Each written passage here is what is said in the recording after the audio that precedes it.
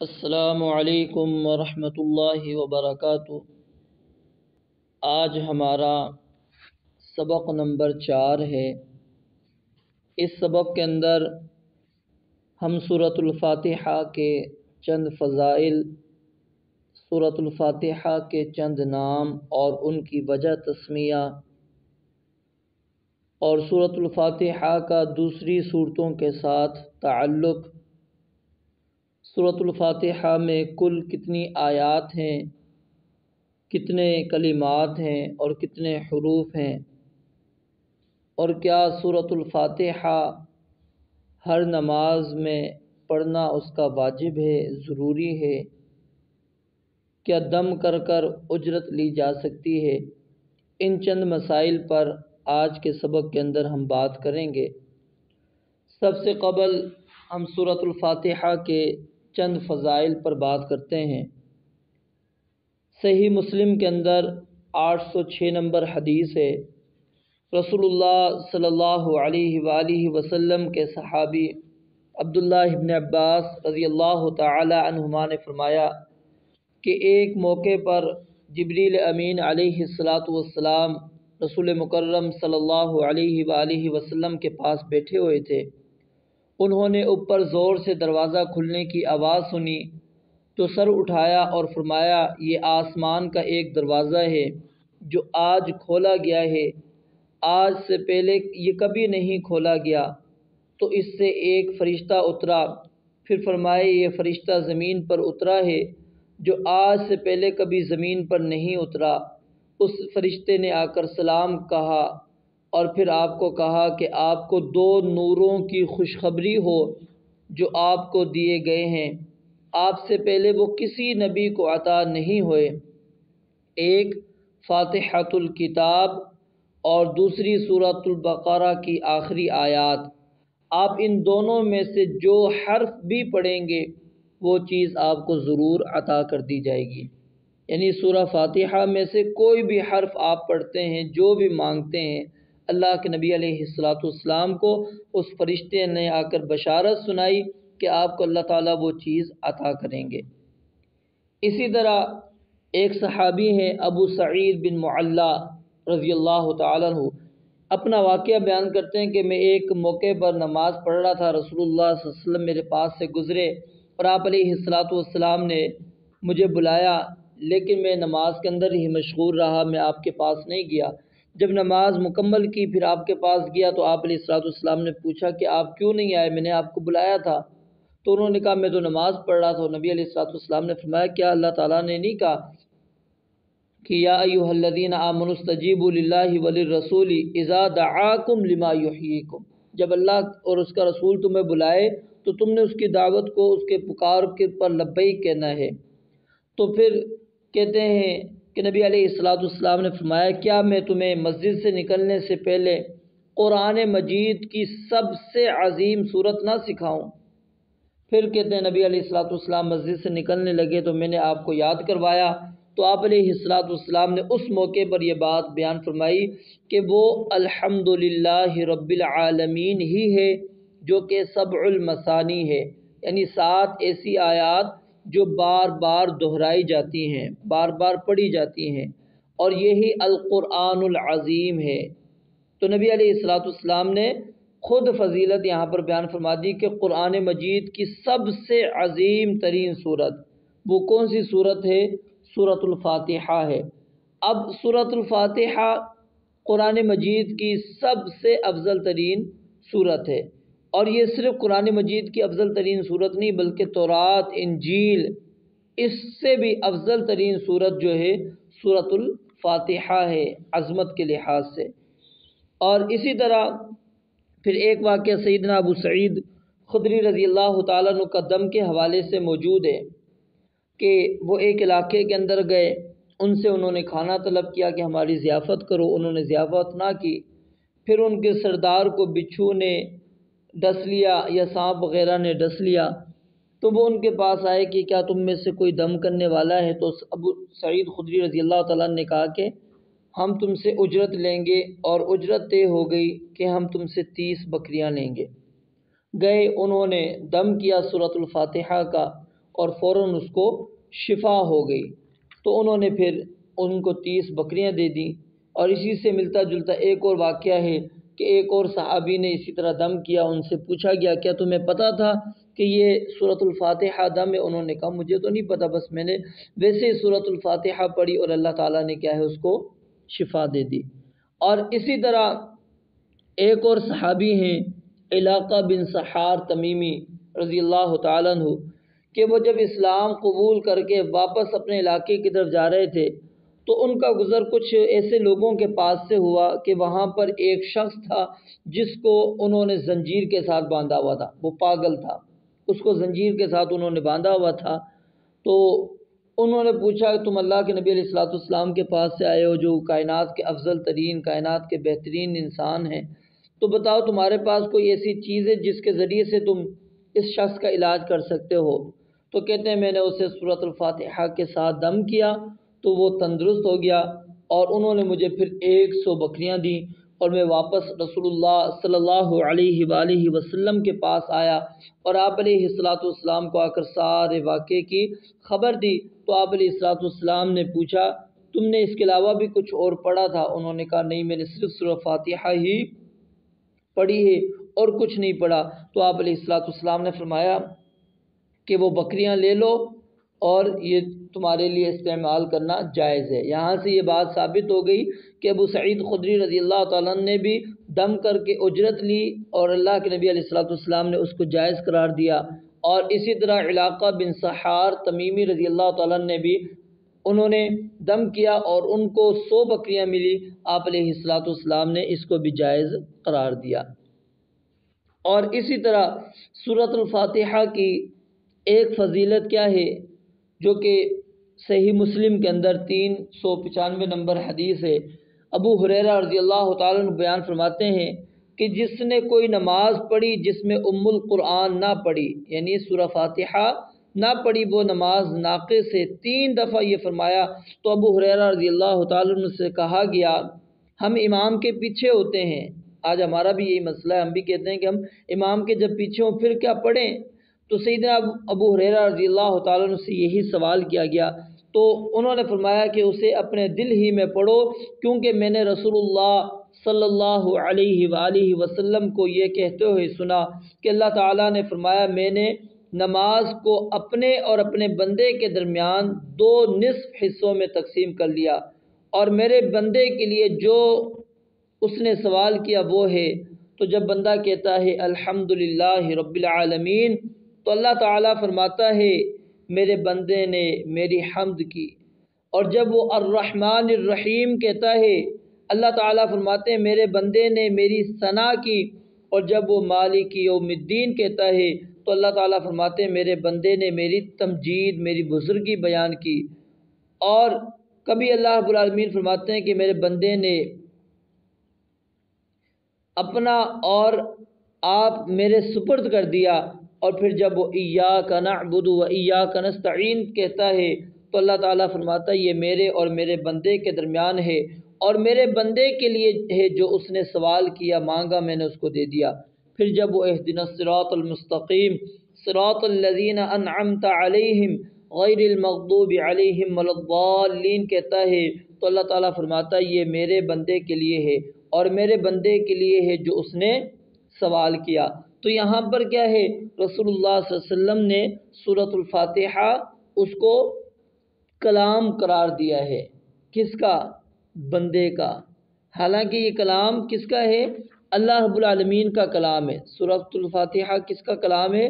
اللہ رب العالمین کا کلام ہے، لیکن اللہ رب العالمین نے اس کی نسبت بندے کی طرف کر کے گویا کہ بندوں کو یہ طریقہ سکھایا ہے کہ اللہ رب العالمین سے جب مانگنا ہے تم نے تو تمہارے مانگنے کا طریقہ کار کیا ہونا چاہیے۔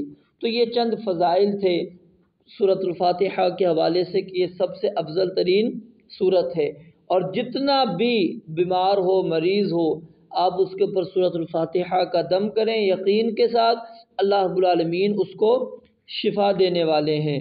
اور یہ سب سے افضل ترین سورت ہے، اور اس کے اندر جتنے کلمات موجود ہیں آپ جو بھی حرف پڑھیں گے اللہ رب العالمین آپ کو ضرور وہ عطا کرنے والا ہے۔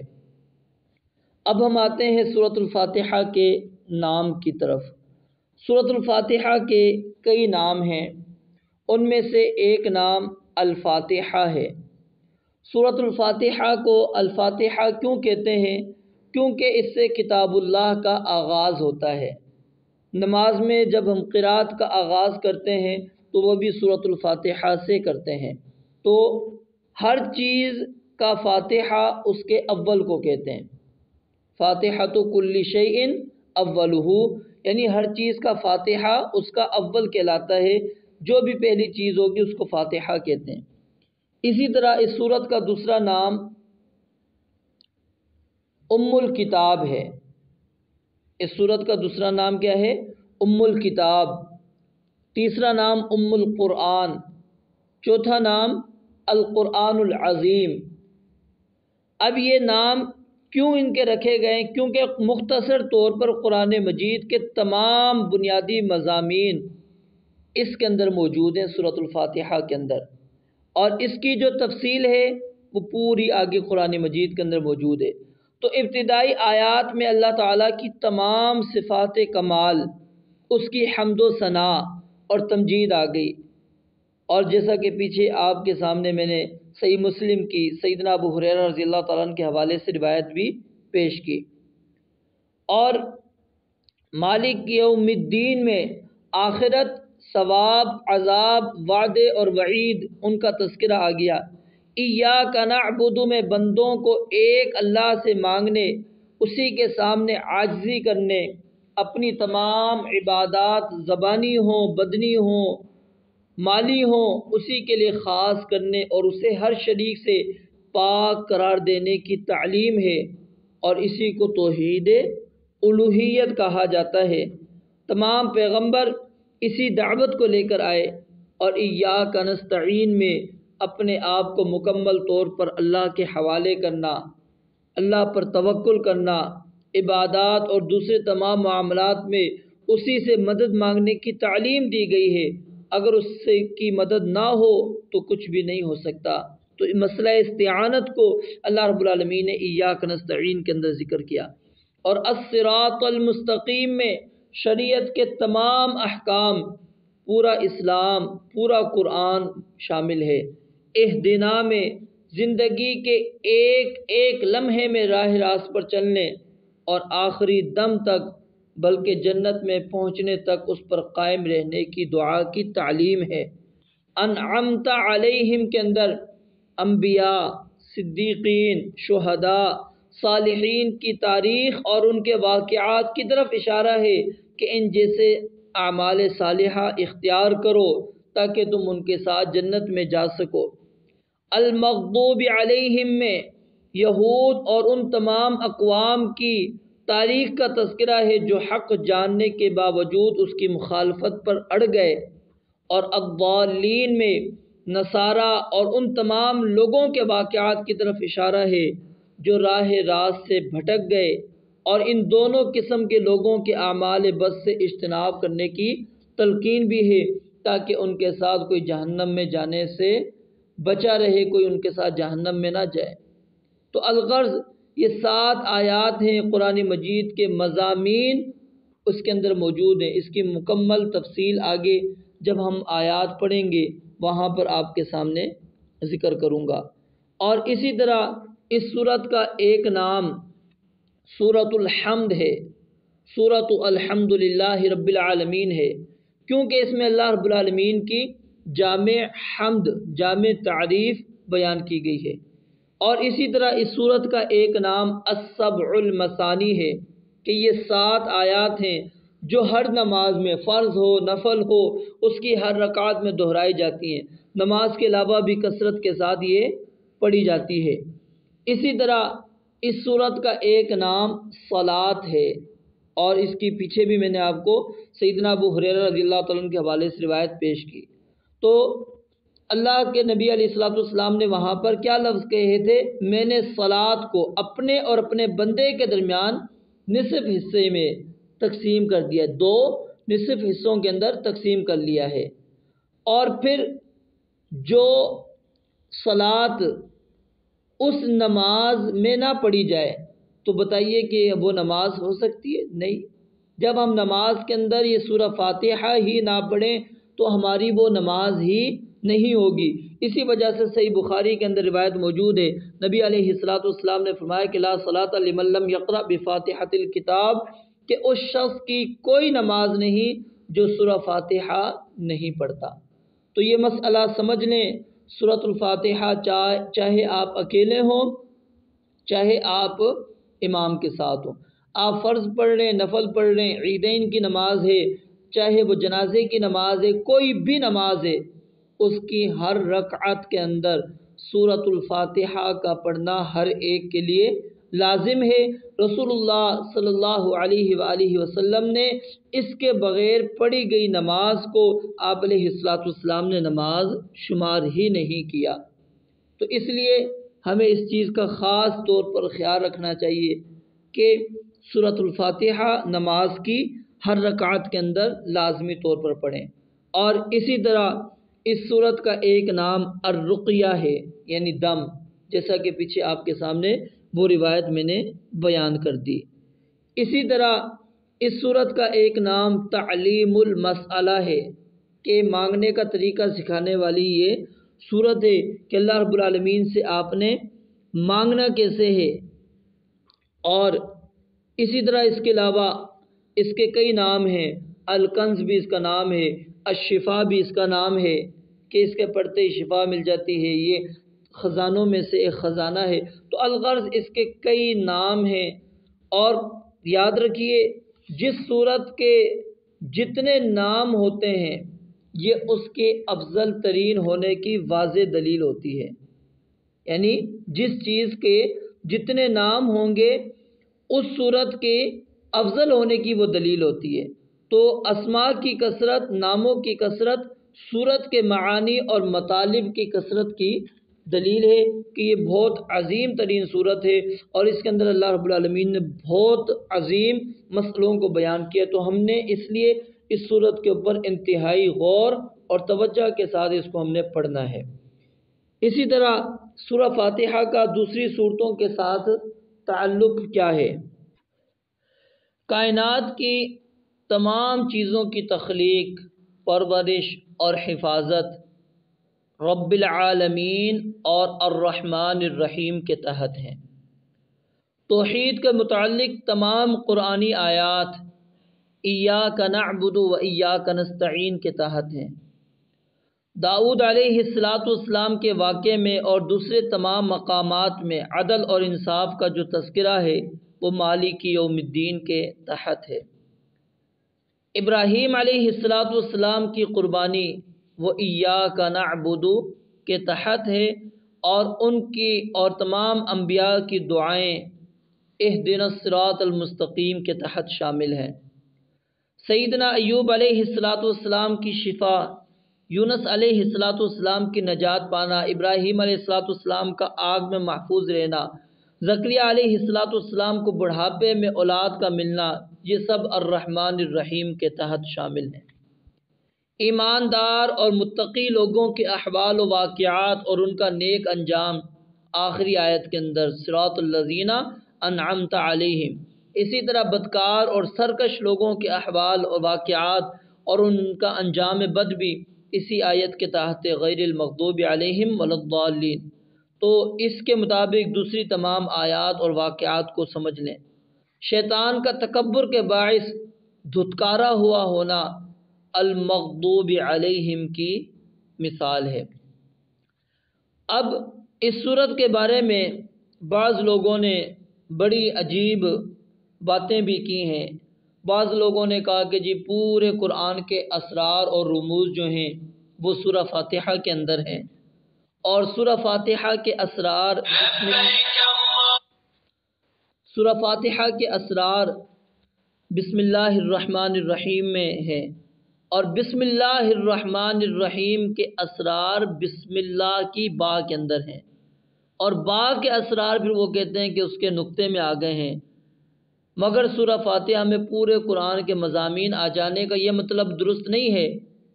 یہ ان لوگوں کا طریقہ ہے جو نہ قرآن مجید کو خود سمجھنا چاہتے ہیں، نہ اس پر عمل کرنا چاہتے ہیں، بلکہ اپنے ایجاد کردہ طریقوں کو قرآن کا نام دے کر وہ اس طرح مسلمانوں کو گمراہ کرنا چاہتے ہیں۔ تو یہ آپ کے سامنے سورۃ الفاتحہ کے میں نے چند فضائل بیان کیے، سورۃ الفاتحہ کے چند نام اور اس کے وجہ تسمیہ، اس کا دوسری صورتوں کے ساتھ تعلق۔ اب آتے ہیں کہ سورۃ الفاتحہ میں آیات کتنی ہے۔ اس میں کسی کا بھی اختلاف نہیں ہے کہ سورۃ الفاتحہ کی آیات 7 ہیں۔ اختلاف صرف اس میں ہے کہ بسم اللہ سورہ فاتحہ کی مستقل آیت ہے یا نہیں۔ کچھ علماء کہتے ہیں کہ سورہ فاتحہ بسم اللہ کی مستقل آیت ہے، اور کچھ کہتے ہیں کہ صراط الذین انعمت علیہم، یہ یہاں پر یہ 6 آیت ہے، اور غیر المغضوب علیہم ولا الضالین یہ اگلی آیت 7ویں آیت ہے۔ تو الغرض سورہ فاتحہ 7 آیات پر مشتمل ہے۔ آپ بسم اللہ کو پہلی آیت شامل کر لیں، یا پھر آپ آخری آیت کو 2 آیتوں میں تقسیم کر لیں، یہ ٹوٹل 7 آیات ہی بنیں گی۔ اس سورت کے اندر 25 کلمات ہیں، اس سورت کے اندر 25 کلمات ہیں، اور 113 حروف اللہ رب العالمین نے اس سورت کے اندر بیان کیے ہیں۔ تو سورۃ الفاتحہ کا مسئلہ میں نے آپ کے سامنے بیان کر دیا کہ اس کے بغیر نماز نہیں ہوتی، چاہے آپ فرض نماز پڑھ لیں، نفل نماز پڑھ لیں، کوئی بھی نماز ہے، اس کے بغیر آپ کی نماز نہیں ہوگی۔ اللہ رب العالمین سے دعا ہے رب العالمین سمجھنے